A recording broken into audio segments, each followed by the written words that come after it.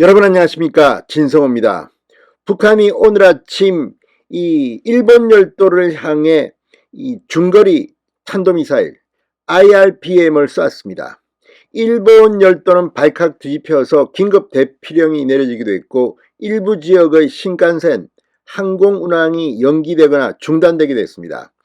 자, 그리고 일본의 공영방송 NHK는 이 정규방송을 전면 중단하고 이 상황을 시시각각 속보로 내보냈습니다. 그런데 KBS는 정말 무책임한 보도 태도를 보였습니다. 자, 이런 가운데 한국과 미국의 공군이 지금 서해상에 이 폭격기들을 발진시켰습니다. 그리고 이라크전에 섰던 직격탄 2발을 투하했습니다. 실제 상황에 대비한 실전 훈련에 들어간 겁니다. 자, 이번 북한의 도발은 그전의 것과는 조금 성질이 다릅니다. 올 들어서 북한은 30회 이상 미사일 도발을 했습니다.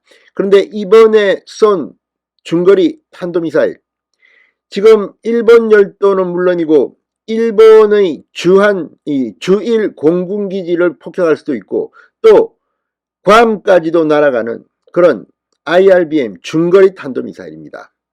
자, 지금 KBS를 보면 도대체 이게 국민의 혈세, 이 TV 수신료를 받는 공영방송인지 아니면 무슨 문재인 정권의 하수인인지 도대체 일을 하는 인간들인지 아무튼 기가 막힙니다.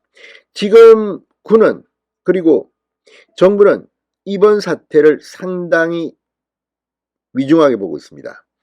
자, 문재인 정권이 붕괴됐다는 것은 분명히 외교 안보에 있어서 윤석열 정부는 다를 것이라는 것을 국민들에게 확신시켜야 합니다.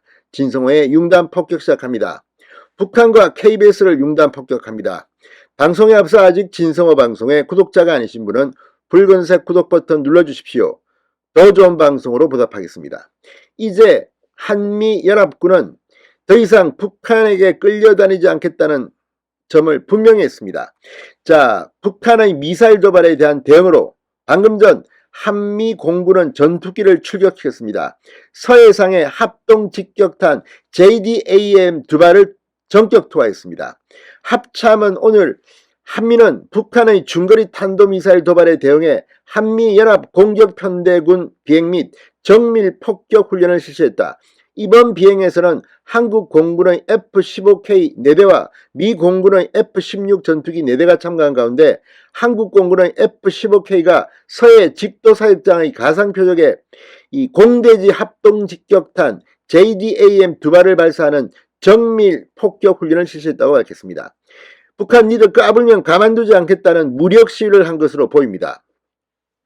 자, 합참은 한미는 이번 연합 공격 편대군 비행 및 정밀 폭격 훈련을 통해 북한의 어떠한 도발에도 단호히 대응하겠다는 의지와 동맹의 압도적인 전력으로 도발 원점을 정밀 타격할 수 있는 능력과 응징태세를 갖추고 있음을 보여줬다. 우리 군은 북한의 연이은 탄도미사일 도발에 대해 한미 연합방위태세를 굳건히 한 가운데 북한의 추가 도발에 대비하여 한미 간 긴밀한 공조와의 관련 동향을 추적 감시하면서 확고한 대비태세를 유지하고 있다고 밝혔습니다. 자, 이미 지금 미국의 핵 항공모함 로널드 레이건 호가 이미 한국 부산항에 도착한 바 있고 지금 한미는 5년 만에 대대적인 한미연합 군사훈련을 하고 있습니다. 이런 가운데 북한이 이걸 보고 지금 이렇게 도발을 하고 있는데 과거 문재인 정권 같으면 벌벌 떨면서 그냥 다 숨어 있을 겁니다. 그렇지만 이번에 우리 군은 이렇게 무력 시위에 나선 겁니다. 자, JDAM 목표물 상공에서 직접 공격하는 GPS 유도 폭탄입니다. 1999년 유고슬라비아 연합군 공습에서 높은 성과를 올려 주목을 받았고 이후 2001년 미국의 아프가니스탄 전쟁, 2003년 이라크 전쟁 등에서 등장했던 공포의 직격탄입니다. 미 공군은 지난 4월에는 JDAM으로 대형 선박을 한 발에 두동강 내 격침하는 시험에 성공하기도 했습니다.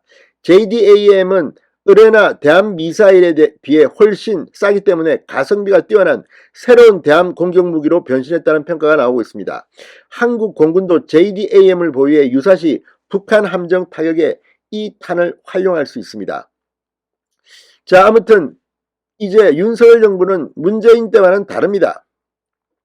또 이번 이 북한의 미사일 도발에 보여준 일본 공영방송 NHK와 한국의 공영방송 KBS가 지금 대비되고 있습니다.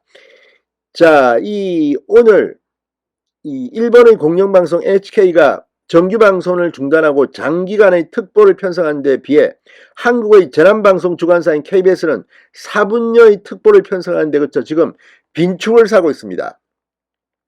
자, 국회 과기방위 국민의힘 간사인 박성중 의원에 따르면 공영방송인 KBS 1TV는 오늘 오전 3차례 뉴스광장 뉴스특보 KBS 뉴스, 북한 미사일 발사 관련 뉴스를 내보내는데 그쳤습니다. 예정된 방송시간 외에 별도로 긴급 편성된 프로그램은 오전 8시 22분부터 4분 39초간 방영된 뉴스특보뿐이었다는 겁니다.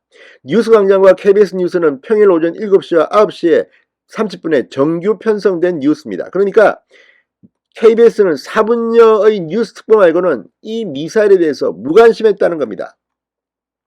보도 내용도 엉망이었다는 그런 비판을 듣고 있습니다.